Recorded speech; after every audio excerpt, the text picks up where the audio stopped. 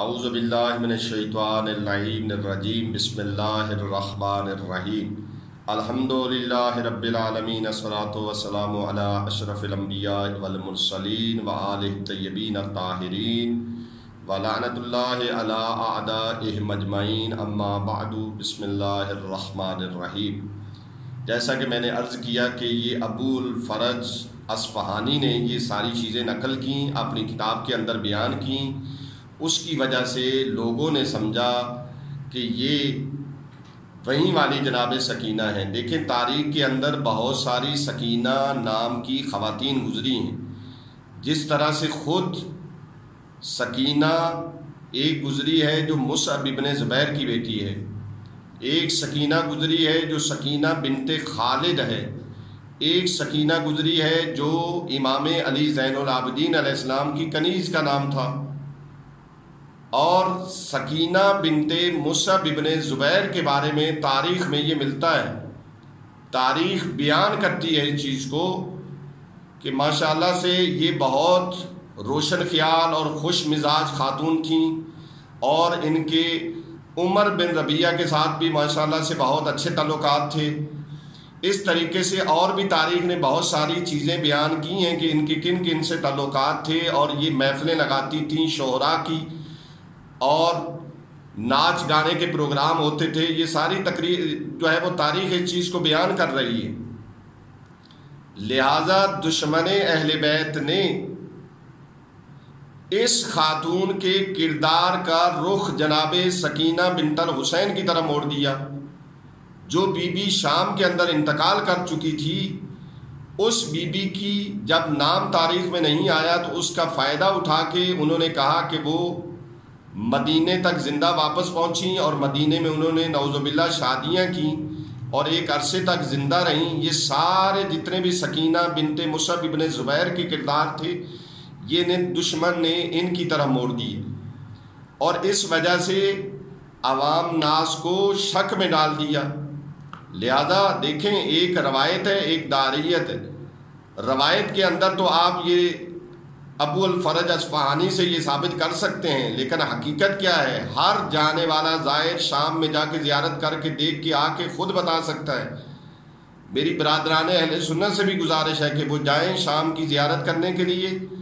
خود ان کو اندازہ ہوگا کہ امام حسین علیہ السلام کی بیٹی کا روزہ شام کے اندر موجود ہے، اور اسی قید خانے میں موجود ہے جہاں پہ بی بی کی شہادت ہوئی تھی۔ پھر ان کو پتہ چلے گا کہ یہ سکینہ کوئی اور ہے، نہ کہ وہ سکینہ ہے کہ جو امام حسین علیہ السلام کے دل کا چین اور سکون تھا۔ آخر میں بس اتنا عرض کرتا ہوں کہ جس طریقے سے ام کلثوم بنت ابی بکر، ام کلثوم آسمہ بنت امیس کی ایک بیٹی تھی جو مسلمانوں کے خلیفہ اول کی بیٹی تھی، وہ ان کی بعض کتب میں ملتا ہے کہ اس کی ولادت بھی خلیفہ اول کی وفات کے بعد ہوئی تھی۔ جب اس کی ولادت ہوئی تو ولادت مولا نے کیونکہ آسمہ بنت امیس سے شادی کی تھی، وہ آسمہ بنت امیس مولا کے گھر میں آ گئیں۔ وہ بچی پروان چڑھی، پلی اور جوان ہوئی مولا کے گھر میں، لہذا اس ام کلثوم کا رشتہ ہی تبری وغیرہ کے اندر موجود ہے، تاریخ کامل کے اندر موجود ہے کہ پہلے مولا سے پوچھا خلیفہ ثانی نے، تو مولا نے کوئی جواب نہیں دیا، تو پھر ام المومنین حضرت عائشہ سے پوچھا، تب جا کے اس ام کلثوم بنت آسمہ بنت امیس کی شادی اس سے ہوئی، اور تاریخ والوں نے، دشمنان اہل بیت نے مسخ کر کے تاریخ کو اس کو منسوب کر دیا کہ یہ ام کلثوم بنت علی ہیں۔ حالانکہ جناب ام کلثوم بنت علی یہ نہیں تھی، یہ ام کلثوم تھی جو جناب آسمہ بنت امیس کی بیٹی تھی۔ جس طرح سے